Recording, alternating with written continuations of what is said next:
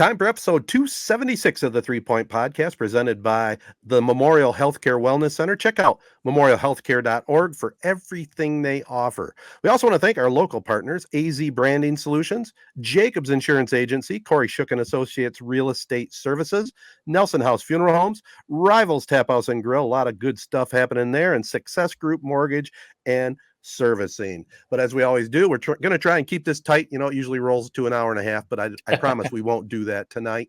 But Jared, you got some catch-up stuff, don't you? So it's not much of a, my personal life, usual, work, go home, sleep. But this weekend, it was a surprisingly kind of a big sports weekend. But what I thought won the weekend, no, it wasn't Jose Ramirez and Tim Anderson, which obviously that was wow. A wow is right. No, it was Jake Paul. And basically what I realized was, I think we talked about it when he lost to Tommy Fury in his whole boxing escapade. I thought I was going to be out. Once he lost, I thought I'd be out on the whole story. I'm still in on it. He took down Nate Diaz this weekend, kind of a big UFC name who's known for basically never being knocked out. You can't knock the guy out. Jake Paul didn't knock him out, but he did knock him down in the 5th round. I just love this story. I can follow it till its end. I don't know where it's going to end up at. I'm not sure what the next move is for me. I'd love to see him fight his brother. It's mind blowing to me how much this has shown that boxing really isn't as much about what happens in the ring, because even the fight this weekend with Diaz, it was boring. Boxing is just such a stale sport. I can't believe you grew up on that, Ted. The UFC is rightfully so kind of taken the place of the top combat sport, but the outside the ring stuff, it's still top notch when it comes from him. The trash talk, him and Diaz going back and forth leading up to it. I just am fascinated by this kid's story. I mean, he's my age. I love how he started from nothing. Basically, he famously was a landscaper like me. So we have a little bit of a tie there, but I just love this story. And I guess basically what my whole catch-up thing is, on a weekend filled with baseball, Ramirez fighting, I was feverishly watching and following on social to see what the outcome of this fight would be. No matter who he fights, as long as he keeps doing this, I, for one, am going to always be tuning in to see where this story leads. Did you guys feel that at all this weekend, or am I alone? Well, yes and no. I didn't. There's not very many fights that I'm going to tune in live for anymore, just because, one, the cost, or maybe there's not a Mike Tyson versus Lennox Lewis type of draw, but definitely refreshing Twitter constantly, hoping to see the knockout or hoping to see something, because you are right. I mean, people can rip on the guy all you want, and he admits it. He doesn't care about all the haters. I just looked it up quick. His net worth is $60 million, and like you said, basically from nothing to basically just a YouTuber. He's got to be one of the first YouTubers that's made it this big. And, it's still kind of a joke a little bit what he's doing, but he's turning into, you can't argue it, a legitimate prize fighter in the boxing world. At some point, he's got to start fighting actual boxers, though, if you want to take him seriously. I did see after the fight, him and Diaz agreed.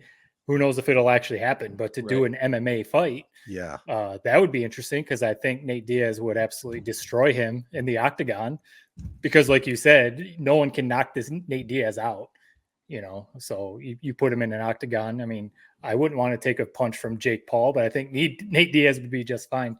So no, kind of answer your question. You give him all the credit in the world for building up his brand. We were talking to Tony Nash last week at AZee. He has done that, that's for sure, because whether you love him or hate him, you're going to follow what he does, and you want to see if he got knocked out, or you want to see if he won his fight. So it's funny. What wasn't his first real fight versus Nate Robinson, former NBA second player? fight. His first fight was against another YouTuber called Deji. Right. So a YouTuber, and then he fought a former NBA player. Yeah. And now it kind of reminds me, just real quick, like you saying, the outside the ring stuff. Remember when Conor McGregor boxed Floyd Mayweather? Right. That was a little more legitimate than some of this stuff, but you kind of knew there's no way McGregor was going to beat Floyd Mayweather in a boxing match.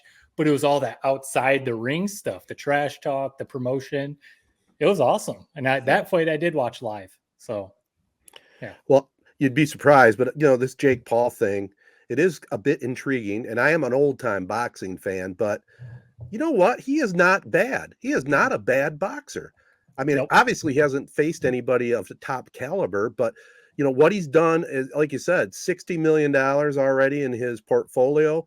Uh, any three of us, can we name any other boxer right now? I mean, I Canelo can't really right off Alvarez, the top that's of my about it. head. Yeah. So, I mean, he's Terrence kept Crawford. He's like the one that just won that big fight a couple weeks ago, right? okay. So All you right. got one, Right. but I'll tell you what, I'm Canelo drawing. Alvarez is the like big name, right? Okay. Yeah. But right, no, to your point, no. Other than that, Floyd Mayweather, can we still say him? I suppose Right? you can, but if anybody's talking about boxing, they are talking about Jake Paul. So, Right. hey, good for him. And it's, it just goes to show you where everything is going nowadays, to go from YouTube or social media to really making big money. I mean, some people know how to figure it out. I applaud them. I would never in a million years be able to figure it out. I could barely use my mouse to click on something. So it's definitely for the younger generation. Just catching up on my end a little bit, and we'll talk more about it. It is Fair Week, and you know what that means. I mean, it means the start of high school sports training, especially football. Let's talk a little prep spotlight presented by the Jacobs Insurance Agency. I was thinking about this with the high school sports practices to begin, and not that we want to put any additional pressure on our Corunna Cavaliers, but if they stay healthy and they keep it together, they can make a deep run and possibly, just possibly, when I think about all the games I've done at Ford Field and the Silverdome, right in our neck of the woods, Chesaning, New Lothrop, Chesaning, a couple of state championships, New Lothrop, 3 of them. Morris has a state championship. Will this be the year? The Corunna Cavaliers, as we've talked about before, a football school, can they make that deep run and maybe make it to the Dome? I don't know. Man, I don't think the three of us could even fathom what that would be like. I think it would almost for the town of Corunna or even, Shiawassee County, it would be like what we've talked about if the Lions ever made a Super Bowl, like that kind of hysteria. Because like you said, it is a football town. It is a football town. Nicanese Field is packed every Friday night, for the most part, unless Halloween is going on or something like that. But, Nicanese Field on Friday nights when they're home is packed. You're right. And I mean, we talked to the Bauer brothers, a few weeks ago, and we've talked about it with some of the media members in the area and stuff. They really have everything you need. They've got star players. They've got a coach, a veteran coach.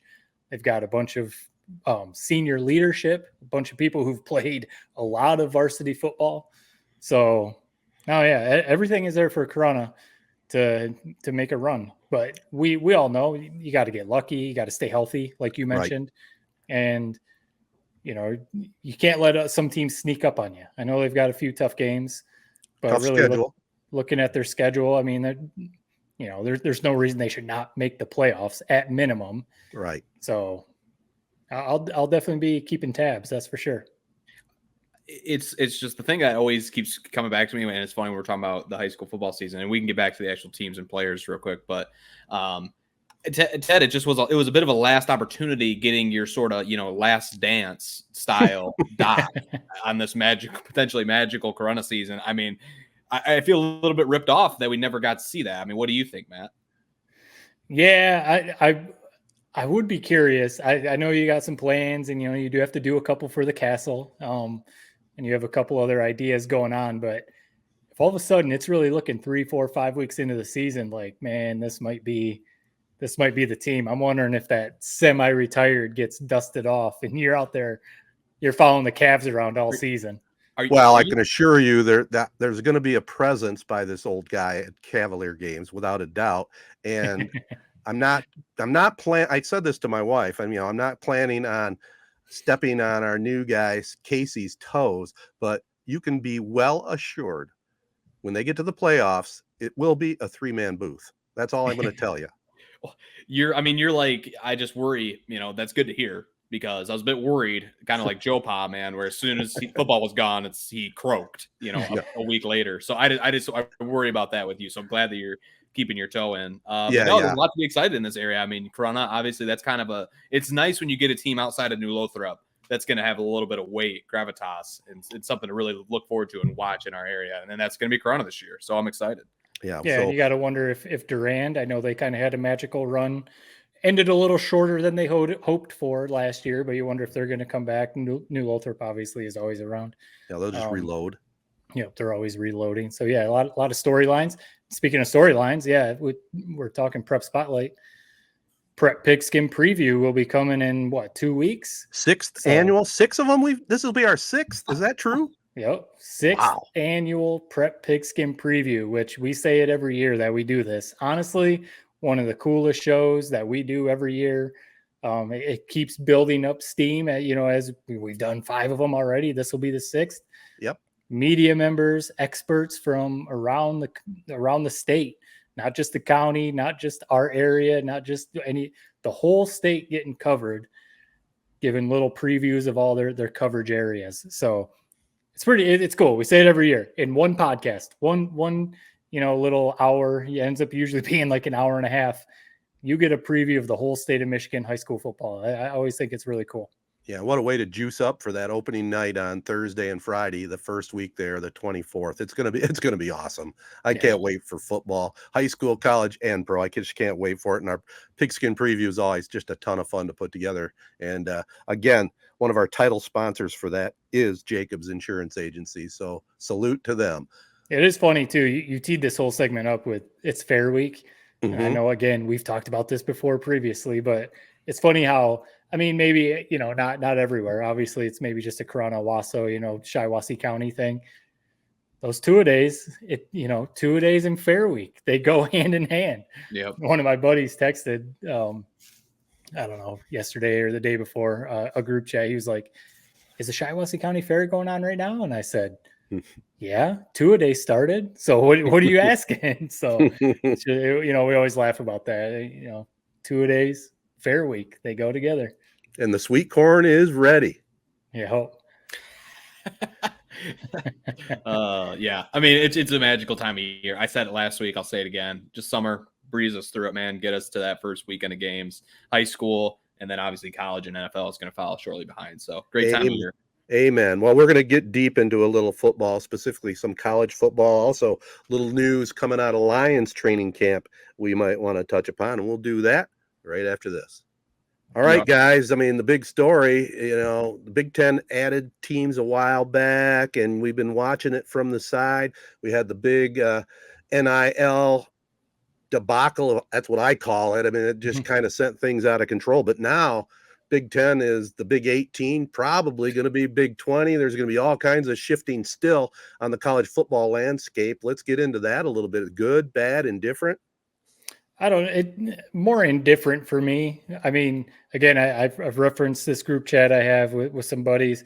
A few of the guys in it, I swear they get off to conference realignment because anytime like news or rumors or anything, they're sending the tweets, they're sending the articles, they're sending all this. And honestly, I'm just always like, is Michigan still going to be playing? For the most part, that's all I care about. Like when it comes down to it, I don't care if they're playing USC in the regular season, if they're playing Texas like they're supposed to next year, if they're going to have to go out to UCLA, or if Oregon is going to come to the Big House for a regular season game in November. That's all really cool. It sounds really fun. But for the most part, I mostly just care about, is Michigan playing? Now, that doesn't really help having a podcast or, something like this where we want to talk about conference realignment. I think it's all pretty crazy because, people talking about these are supposed to be student athletes, right? Students first, then athletes. And we're going to talk about sending kids from Oregon, from LA, UCLA, USC, stuff like that, way out to Maryland. Football season won't be that big of a deal because you're only flying out like whatever, Thursday night, Friday, whatever. But come baseball, hockey, basketball season, when these kids are they going to be flying back, across country multiple times? Are they going to try and like fly out east, knock out like Maryland, Penn State, Rutgers, knock out all those teams in like one swing? So then they're away from school for like a week or two. I've seen people talk about, some athletes have come out and said this is going to make travel for our families almost impossible if they want to go to away games. So like when you talk about all that kind of stuff and you're still trying to act like these are student athletes, yeah, it's a little hypocritical, right? Because don't you think they probably ultimately will just do it in football? Is it? I mean, No, it does. it's It horrible. doesn't make sense No, for no, the no. rest of the team. Way too confusing. You Here's the think? thing. I don't like this. I hate how listen, these Division 1 athletes, they got a better education than I ever did. I mean, they are in these meetings all the time. They're getting private tutors. They learn 10 times more than I learned in college. That's for sure. As for the travel, it doesn't bother me so much. I mean, they're traveling in class, man. I mean, they're getting stipends to pay for things on the road. You think about Oregon, Phil Knight, you think they're flying, in class passengers? No, they're probably flying on a private plane. And for the people that are complaining about these Michigan students, going out west, I mean, what kid doesn't want to go out west in the middle of winter basketball season and go to California, USC, UCLA? I think we put emphasis on this student athlete part. I think they're still getting good educations. No, it's not ideal. I agree with that. Academics not ideal that they're going to have to do all this traveling, but it is what it is. I mean, the way conferences were set up way back when is because you couldn't go very far. You had to drive. Now you can fly all these places. We see it all the time in the NFL. And again, that's not having to do with academics, but they fly every week. They're flying all over the place. They're flying to London, for God's sakes. And they seem to be fine with it. Overall, it's important to know, I think, as well for us, the Big Ten fans, our conference wasn't messed up. It wasn't our rivalries getting screwed over. So I think it's important to note that maybe we don't have the same view that those people on the West Coast would have. So I think I'm going all over the place. Let me start here. Well, there's a lot. I mean, there's a lot to unpack. So 3 weeks. Think about just starting with the TV product. We all won. I love this realignment. Think about all the times. Maybe I think. Wait, real quick. Did you tweet or did someone? I saw someone. Until there's what if Michigan is at USC? They would never do this, and they put that game at 10 o'clock at night on the East Coast. That's when we might not win. That would be my only argument to that. They would never put USC Michigan at 10 o'clock. But it says, because Pac-12 after dark was always a thing. Did we really stay up? I think that's what killed their conference, man. Right. I mean, the people out there, they don't care about football. Look at the stands. You go to Stanford, nobody's in the stands. Washington State probably drew more fans than any of those schools. Washington State, Washington, USC, hardly anybody in the stands. UCLA, nobody in the stands. Right. So it's they were catering to this audience that was never there. And now we get rid of that stupid 10 o'clock. Now, I'm sure there still will be some 10 o'clock games. We get rid of that 10 o'clock time slot that almost nobody ever watched. And you look at the schedule year in and year out, when the college football games fall where they fall, you always would look and there'd be three weekends a year where you look at the college football slate and you're like, this kind of sucks.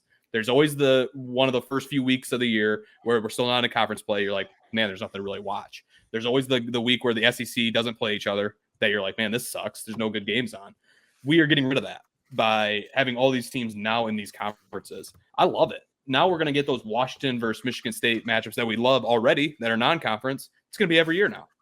And I feel like a lot of these rivalries really aren't going to be lost. I mean, Washington's already came out and said they still want to play Washington State. I think Oregon's probably still going to play Oregon State, one of those first few games every year. I just don't think rivalries are what they once were. The tradition isn't always correct. Just because it's tradition doesn't mean it's right.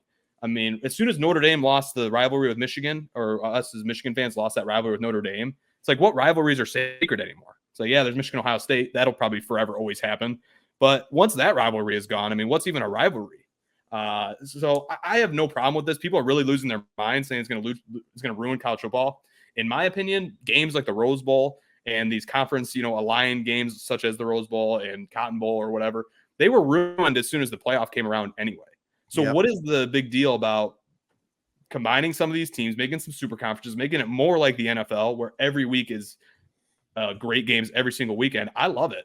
I'm not a traditionalist in my lifetime. There's always been realignment, whereas you guys maybe grew up in that true traditionalist. Ted, you probably more so than Matt. Mm-hmm. That true traditionalist lifestyle of college football where it was the SEC, it was the Big 12, it was Pac-12. It was so segmented and they had those big Rose Bowl games. I never had that in my life. So I just am not bothered by it. I actually love it. I can't wait to see what the future holds with those games like Texas joining the SEC, USC playing Michigan in September. I love it. Yeah, it's hard to argue. I mean, even me, the traditionalist of the three of us, times have changed. And I don't think this is a terrible thing for college football in general and the Big Ten. And, do they stop now at 18 or do they look for two more? I know people have been saying, they look at Stanford or Cal, or maybe Florida State, Clemson to get down south. Any thoughts on that? I mean, you don't think they're done, do you? I mean, if some of the other conferences fold, like they've talked about it's the Pac-4 now, that's all that's Well, left. they got to move, yeah. They might join up with the ACC and kind of form a super conference there. That would kind of work. Or the Pac-4 could just absorb the Mountain West, and they could all kind of stay out there, and that'd be a decent conference with all those teams. So it all depends on that. And I mean, the biggest thing is TV money, and right. That's really the only reason this is happening, is because you look at the TV contracts with the Big Ten Network and, obviously ESPN, Fox, NBC, everything. Conference, that's where they make their money. I mean, these schools and these conferences make a ton of money off of TV. And so that's why you think about, like Jared, you were laying out, every week in the Big Ten is going to have insane matchups. Yes. Even, you don't talk about Michigan, even like Washington versus Wisconsin. Yeah. Right. Iowa goes out and plays UCLA. That could be a super intriguing game. Like, that could be really cool. The Big Ten every week, and the SEC, once Texas and Oklahoma join, it's going to be every week. It's going to be every week. It's going to be marquee matchups, which is all TV money. Now, the issue that's going to come back down to it is, technically, I know, like you said, the student athletes get stipends and they get free education, all that kind of stuff. They don't necessarily get a cut of that TV money. So that's where it starts to really get kind of almost feel a little dirty. You got the conferences and the schools making billions of dollars off of these student athletes that are getting none of that money. So the big football be fine. We all know that football's king in this country. Football's going to be fine. I'll be curious when those non-revenue sports start traveling all over the country and they're away from school. They're having to do Zoom classes all week and stuff like that. I'll be curious how that goes. I'm sure it'll end up being fine because, like conferences, it was back in like 2012 when SEC picked up some teams, when Nebraska and Rutgers, Maryland, they were joining the Big Ten, the Big East folded, all that kind of stuff happened. People were saying like, this is all crazy. It's going to ruin the sport. Now it's just the normal of the conferences. So I'm sure 5, 6, 7 years from now, 8 years from now, it'll just be 3 or 4 super conferences, and that's just how it is. But I will be honest, it kind of bothers me, Ted, that you don't have you don't love the old guard. I mean, that's you. I kind of have this fake persona I put on you. But yes, I mean, are you kidding me though? Like, how are you just rolling over so easily? What is, like, it really doesn't bother you? You're all for it? That surprises me. Well, we're past my bothering stage. I mean, when it went from more than 10 teams in the Big Ten, I was annoyed then.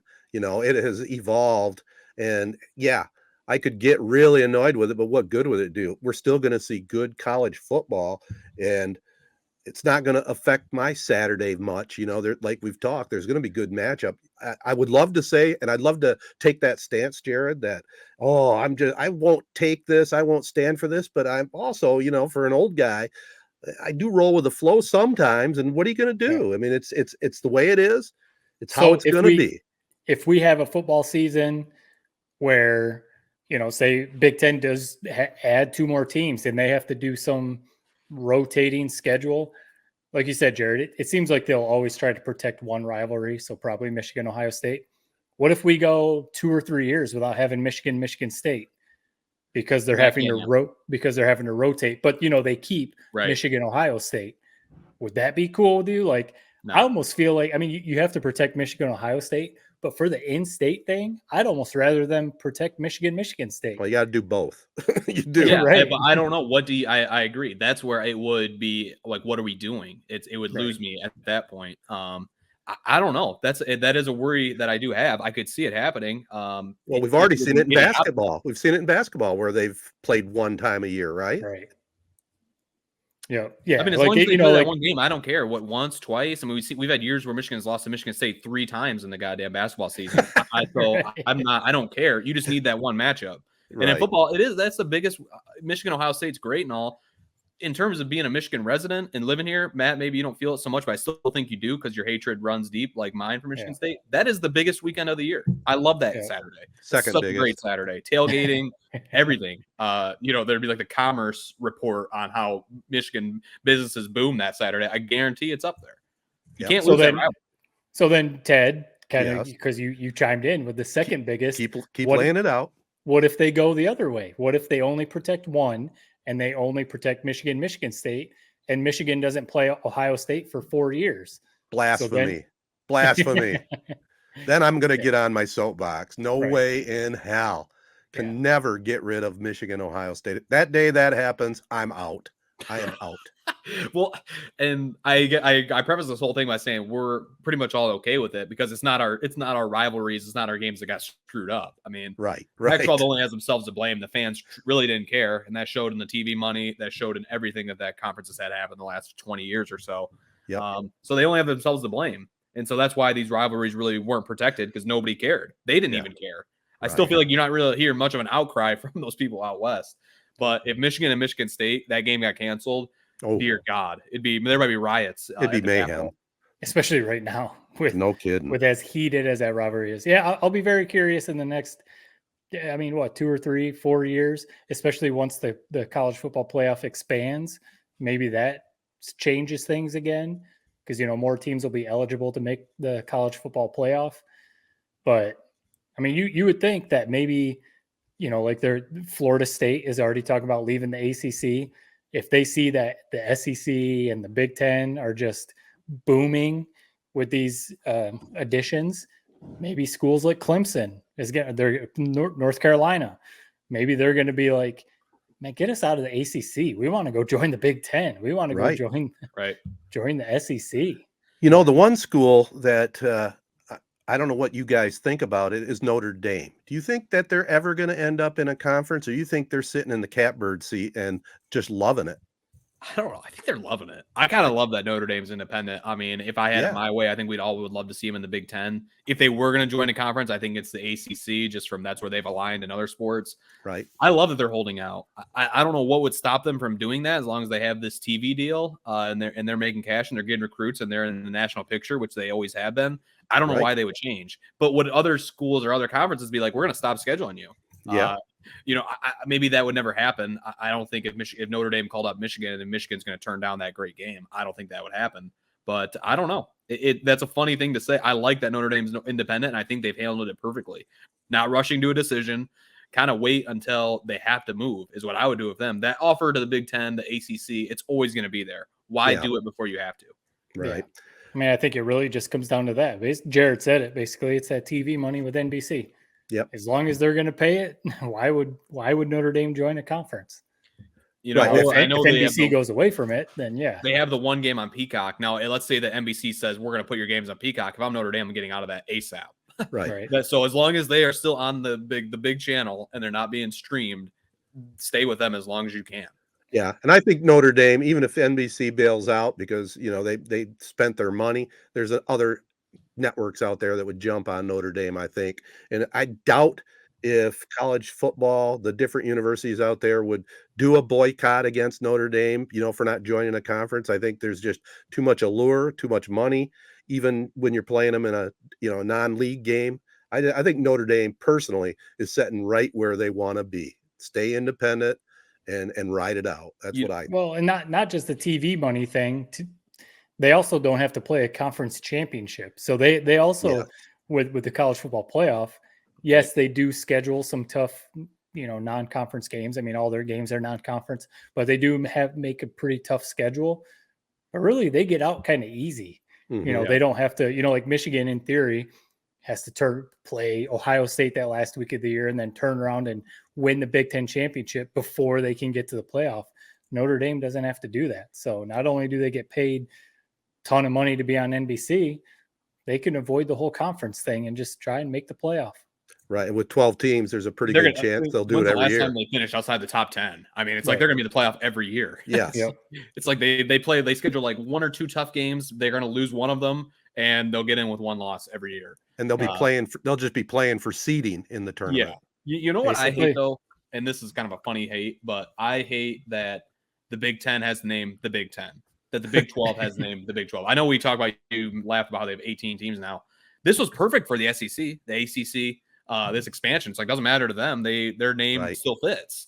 And I think that we would be less hateful of the kind of expansion here in the USC and UCLA is if this name wasn't Big Ten. Like if they made it something that encompassed the Midwest as well as this West Coast team that they have. I just hate the name.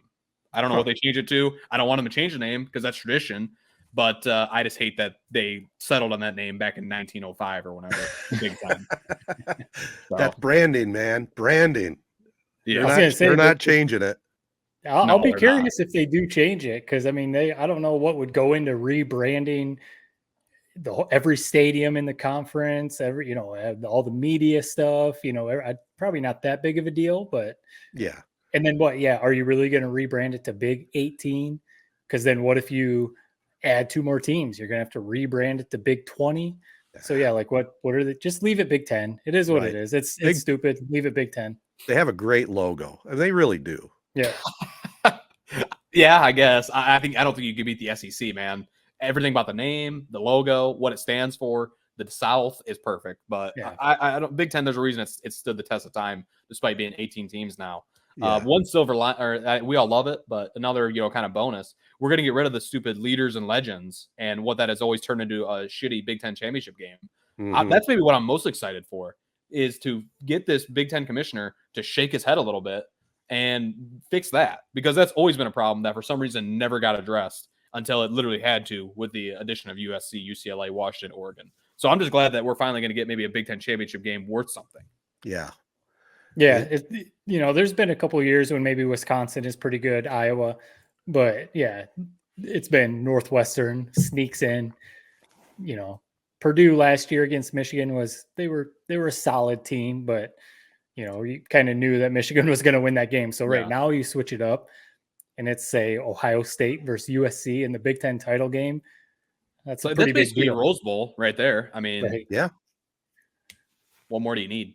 Yeah, it'll be cool. Well, it's going to be fun. And, before we talk just a little Lion football, Michigan, what, preseason now, number 2? Is that where they're coming in at? Number 2. And yeah. Who's number 1? Georgia? I didn't even look it up. Number 1's Georgia, of course. And, Ohio State. Then the usual suspects, Ohio State, Alabama, all those teams. It's just one of those things. I don't want to get too excited because it's Michigan. And can I ask you something seriously, Matt? And you're the perfect guy, because you, along with a lot of other Michigan fans, are really getting geared up for this year. I am too. How do you look at that TCU game last year and kind of just flush it down the toilet and start everybody's setting their sights on Georgia? And it's just like, it will never face a weaker team in the college football playoff than what we saw in TCU. How do I look past that? Tell me why I should look past that, basically. I mean, no, I'm with you. And that's what I've said. Like, if the first year when they lost to Georgia, that Georgia team was basically an NFL team. I mean, they just ran Michigan over. But to make it 2 years in a row and to lose both games that you played, and the second one being against a very, very beatable TCU team that really they should have beat, that's where I just feel like, and you've beaten Ohio State 2 years in a row. It doesn't happen very often that you're going to beat them 3 years in a row. So are you going to make the playoff again and have to match up with, I don't even know, maybe Alabama's resurgent this year and you're going to have to play them, or maybe it will be a Georgia, so no, I whenever I see people on Twitter, post highlights, if you want highlights, lowlights, whatever, of that TCU game, it still just pisses me off, because it's like, I wouldn't have cared if they would have beat TCU and then went and lost to Georgia. It would have been like, cool, at least they got to win in the playoff. It's a stepping stone. Yep. But I feel like something stupid's going to happen this year. They're going to lose to, I don't know, Illinois or something stupid. One of those classic Michigan. They almost did last year. Yeah, they forget to show up, 4 or 5 turnovers, and they're losing in mid-October to ruin the season. But no, everything's there. They're as complete a team as Harbaugh's had. That's for sure. I do think, and there would be no way for me to ever prove this, if push comes to shove and Michigan lines up against Georgia in the college football playoff, I do think last year's loss to TCU is going to be a big difference, because they didn't get that experience to play Georgia last year. Say what you will, they probably would have got stomped. But seeing what that looks like, seeing how fast you have to be, how hard you got to work to get to their level a year later, I think that was a very valuable experience that Michigan missed out on. And I think come this year, where I think they really do have a chance, the talent to match up with Georgia and maybe win a national championship, that experience is going to come back and bite them. They're going to be terrified of Georgia still. And Georgia, and what we learned from the SEC teams, when the lights are brighter, they always show up. We saw it with TCU last year. It looked like a peewee team versus an NFL team. And we know that obviously Georgia was a lot better, but it wasn't that big of a difference. Right. And I just think Michigan never got to get to a true national stage, a national championship game, work the kinks out. This year, it's going to be all brand new to them if they do make it that far. And I do think it's something that's really going to come back and haunt them. And it's depressing. I really do think that was a necessary thing they needed last year that they didn't get if they're serious about winning a national championship this year. That's actually a real good point, Jared. I applaud you on that. You're right on. How about that? How about that? All right, let's just move. Let's just call it a pod after that. Yeah. No, we can't do that. Let's. The Lions just they made my wish come true. They signed a backup quarterback. How about that? Yep. I mean, Teddy Bridgewater. So that's what you're talking about. They signed Teddy Bridgewater. He, probably past his prime or maybe. Whatever. But for a backup quarterback, it's the best they've had. I think I tweeted out since Sean Hill, probably however many years ago that was. And it's almost like finally, I don't know if it was a Campbell thing, Brad Holmes, whoever. They finally saw like this team is good. Yes. So we better make sure, you hope that Jared Goff doesn't get hurt. But if that does happen, that we have an actual NFL quarterback to go to, because the last few years, even some of those years when Stafford was the guy, I think Ted, you were the backup quarterback for the Lions. Yeah, I think so I was. It was like if Jared Goff goes down, your season is basically done. Right. So it's almost like they saw, hey, look, this team is good.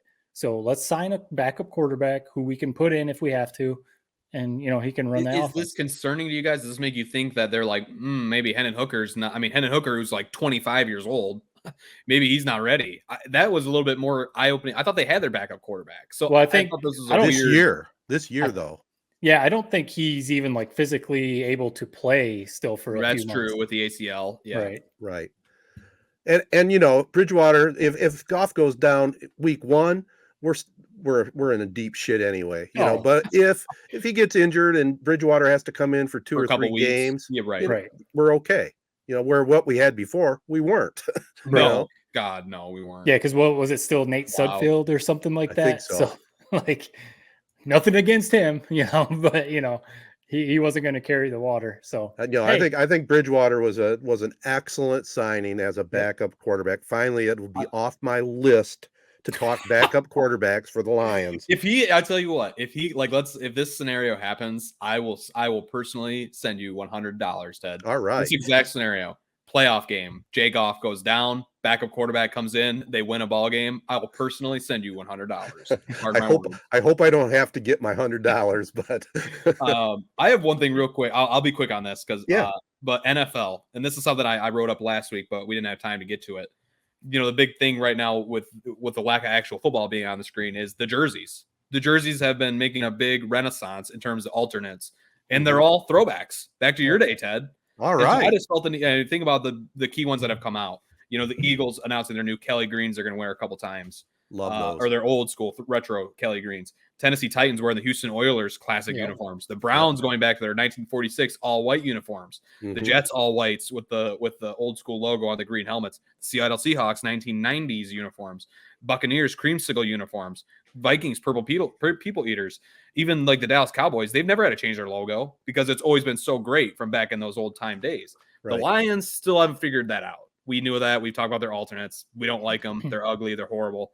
But we've always talked about how much we love those 80s uniforms. So I don't have much to say on this, more so than I tell you what, Ted, with your guys' old uniform concepts on today's modern technology and sweet looking helmets and equipment, you guys really nailed it. You really did. It's the best. And we got to go backwards. Our uniforms have gotten worse and worse. No, I agree with you on that. The whole old school 50s or 60s logo on the helmet, I don't like it on the helmet, but I actually bought a hat with that logo on it. It looks the Lions, you mean? Yeah, Lions. Mm-hmm.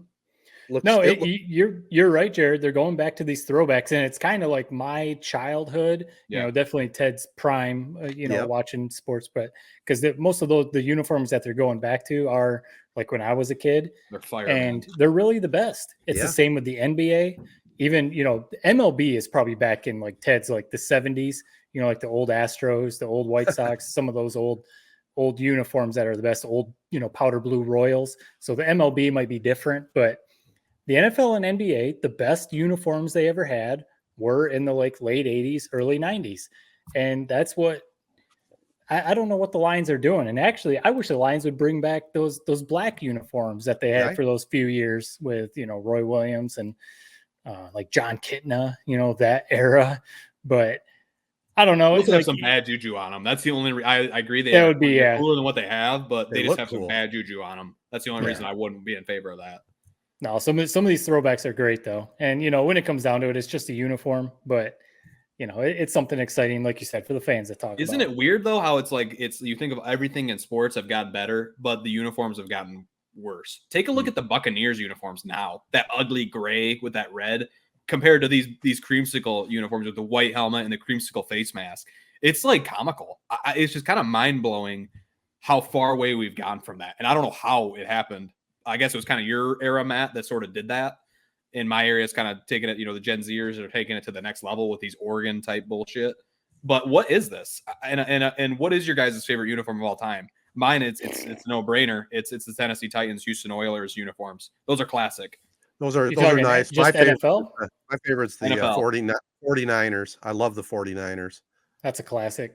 Like the Steve Young, Joe Montana era 49ers. Basically. Yep. Yeah, those are nice. Man, putting me on the spot. The Kelly Green, the Eagles ones that they're gonna bring back, those are pretty great. I love the Falcons ones, all black with the black helmet and and the black Falcon on there. Like the Deion Sanders era. Those are pretty cool. But no, those Eagles ones. I like the Seahawks ones too that they're bringing back with that. I don't know why they got rid of those in the first place. That was crazy. You got to think for the most part, like you said, the Cowboys have always, everyone all over the country have a Cowboys hat. Like same with the Yankees. Yankees will never have to change their uniforms. It's just a marketing thing, right? Try and sell more hats, try and sell more jerseys.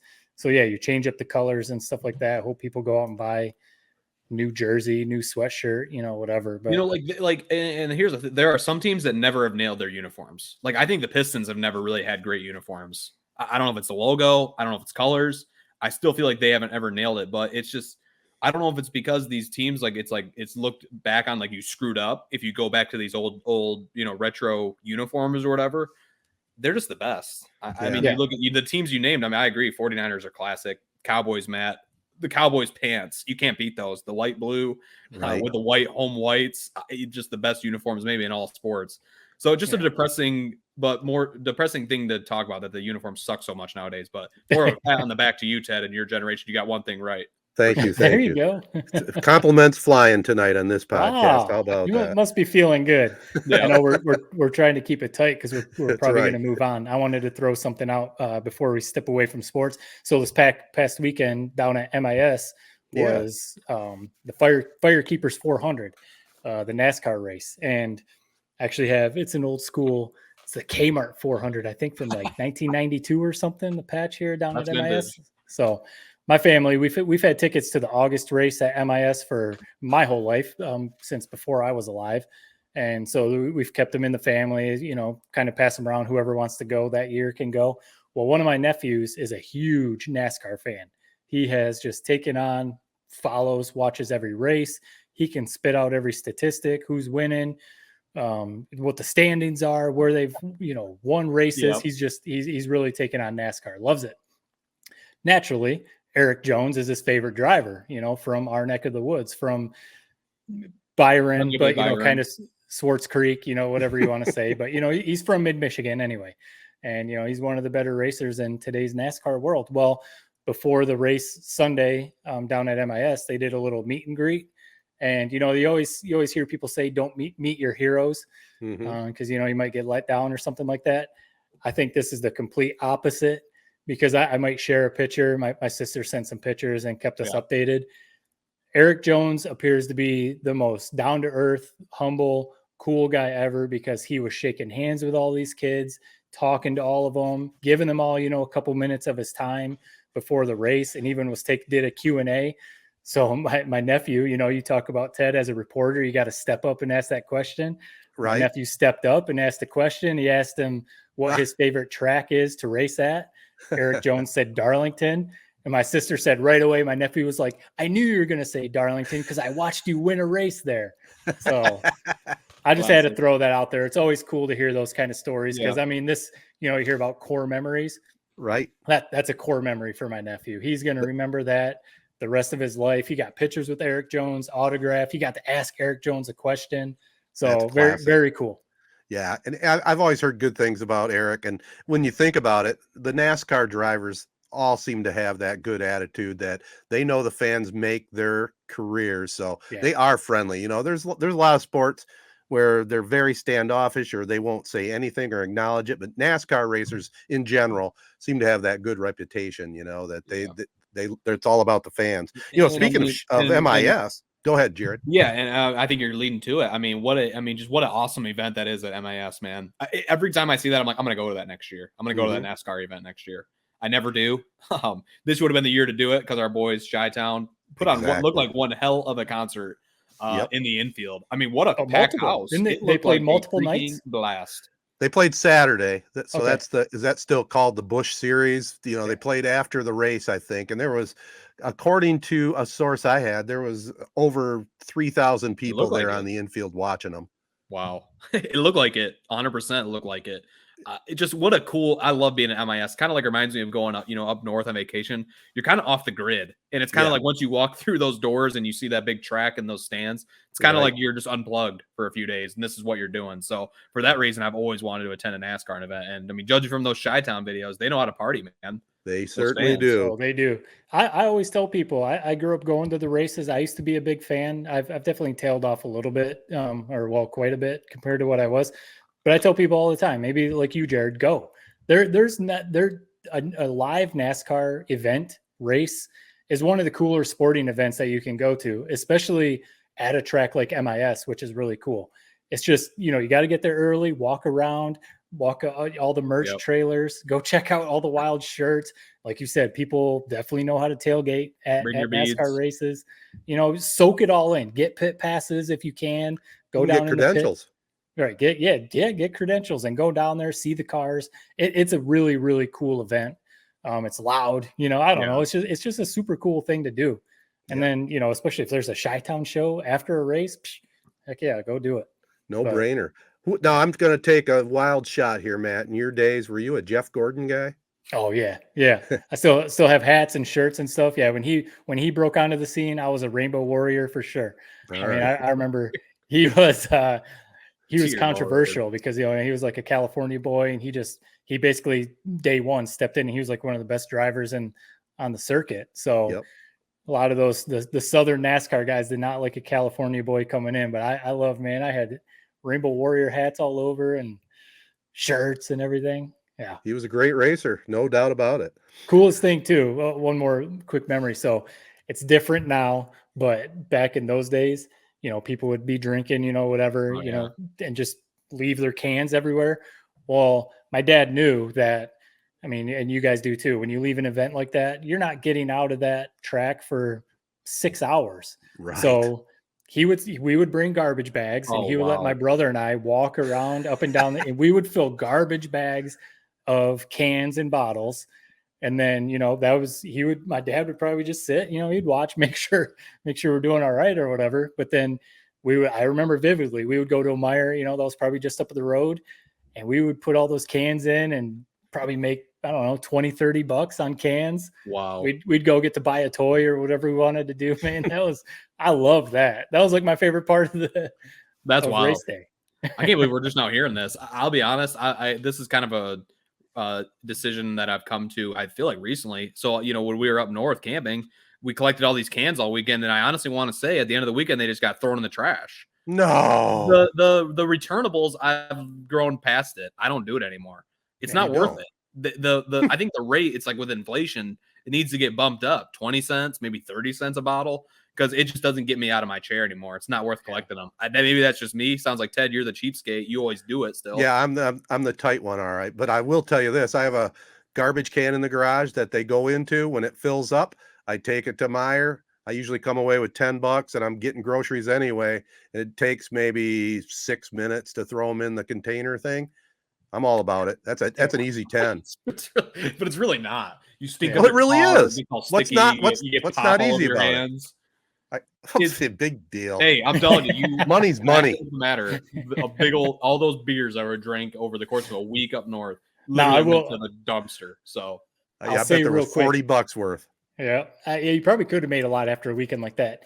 North Carolina doesn't have deposit, so that's really weird. You just throw them out. It's kind of strange. I still feel weird doing that. Connecticut was only a nickel. So now when you go down to a nickel, you really have to save up some cans and bottles to get even $10. That made it a bit of a stretch to take them back for a nickel. But Yeah, I I've think been there all was a about Seinfeld episode where where Kramer and one of his sidekicks there, it might have been Newman. They decided to take their 5-cent deposits over to New Jersey because it was 10 cents. No, they were driving to Michigan. That was it the Michigan? episode. Yeah, Was they it? were driving. Yeah, and then Good their car memory. caught on fire or whatever. and all Okay, that. that's right. Yeah. I will say this image of you grabbing cans after it sounds like something straight out of like Joe Dirt. It really does. So I don't know. It is funny. That's The a last- hilarious visual. He had the cutoff shorts, the jorts. The last few weeks or a few weeks ago when we were back in Michigan, we commented like we were in Meijer, and it was weird because seeing people walk in with grocery carts full of cans because you don't see it down here because there's no deposit. And I was like, I almost had to remember, like, oh yeah, people are bringing their cans back to get their $10-20. I think it's a dying, like if you're doing that, Ted, you're like last of a dying breed. I think it's falling out of favor, man. I really do. So you just throw $10 every couple weeks away. Is that what you're saying? I mean, how much beer you think I drink? Well, I'm just saying, it's not worth the effort if you're going to the grocery store anyway to cash them in. Just You you toss 'em. decide you walking through storing it up for months on months, and you're taking up space in your garage, taking it all the way into town to Corona, 15-minute drive, stinking up your car, getting juices all over the place for $10. Like it's you describing it is like you made it sound like it was this great business adventure. It sounds idiotic, but whatever. To each his own. We have to each his own because I think it's idiotic to throw money away, but that's just me. All right, let's get off this topic. We'll have a short Tedertainment to wrap this episode up with. We'll be right back after this. All right, guys, we don't have much here to go over. I don't have anything brand new, but there's a couple shows I watched that might be a little bit of old news to you, but I did come across a movie on Netflix, and I'm quite confident you probably saw it, Where the Crawdads Sing. Did either one of you see that? Yep. That is a very, very interesting movie. And, you want to stick with that movie all the way through because it does have quite the twist at the end. It's about this girl who grows up dirt poor in the swamps of North Carolina. And it kind of follows her life and how she gets involved with a couple of different guys. Yep. And then it just has a great twist. I hadn't really heard anything about it and just put it on one day. And my wife and I both really enjoyed it. I mean, that's a good solid 2.5. If you're looking for something to watch on Netflix and you haven't seen it, I'd recommend Where the Crawdads Sing. It's a great based book. on a true story. No, Based on a novel. Book. Yeah, a book. No, I agree. It's a good movie. Obviously, I'm sure the book is way better, like they always say. Probably. Yeah. But yeah, my girlfriend Liz actually put me onto that. She read the book and then couldn't put the book down. And then, like you said, she actually called me right as the twist happened in the book. Mm-hmm. So the movie kind of portrayed it well. Still a good movie worth a watch, but yeah, great kind of murder mystery kind of is the plot it follows. Yep. And then the other thing I've got is I watched it, I don't know, probably a month ago. It was a 2-hour documentary on ABC on 2020. It was called Prisoners of the Snow. And it was a recapping of the story of the Air Force Flight 571, where the soccer team crashed in the Andes Mountains. and they had 45 passengers, 16 survived. Think of this, 72 days on the mountain in winter. And of course, the big twist on that was there was some cannibalism involved, Right. but it was a tremendous documentary. If you get a chance to catch it on ABC, 2020, it was really, really well done. And it actually interviewed some of their survivors and their firsthand stories. It was really well done. Is Yeah. it? I mean, without giving too much away, I guess everyone the details. The survivors, did they end up okay, or was there like quite a bit of PTSD or health issues? They had some of that for sure, but overall, I would think after surviving a plane crash and then having to do what they had to do to survive, they're actually in pretty good shape. I mean, the 3 or 4 people that they interviewed, it was very intriguing. There was a movie made in '93 called Alive. Ethan Hawke was the star of that. But I remember, because this did happen in 1972. I remember when it happened. It was big worldwide news story, as they were trying to find this plane that went down. The pilot thought he was going in the right direction, but he was completely out of whack. It was trying to fly to Peru. His last transmission, the people that were looking for him were looking in a complete wrong place because the pilot had the wrong information on the plane. So it was something else. I won't ruin the ending of how they got out of there, but it was amazing. It was just amazing. That is something. That is a story I've always heard about, that movie Alive. And there's actually a show that kind of loosely, really not so much. I'm blanking on the damn name. Mm-hmm. Honey Jackets or something like that. Yellow Jackets. Yellow Jackets. Yeah, that was similar. Follows this kind of a similar idea. It goes way wild into basically fiction. But I will check that out. I just have one quick thing. It's actually coming out tomorrow. They've been a lot of promo all over the place for it. Johnny Manziel, Untold, that docuseries. That docuseries is kind of hit or miss in my opinion. I thought the Monte Teo one was great. I thought the one on the Pacers and the Malice at the Palace was horrible. So I'm hoping they do this story justice. From kind of the tea leaves they put out promoting it. Basically, he tried committing suicide after he was cut by the Browns. Diagnosed as bipolar. I think we all lived it and watched it. I mean, what a great time that was in college football when he was at his peak, and just what a fascinating story to follow. So I'm curious to see how that will turn out. I could see it being bad. I could see it being great. I'll probably watch every second of it either way. But that's coming out tomorrow. Yeah, that should be good. I saw he was on Dan Le Batard's show today. I watched that interview. He seems like he's kind of, come full circle type of thing.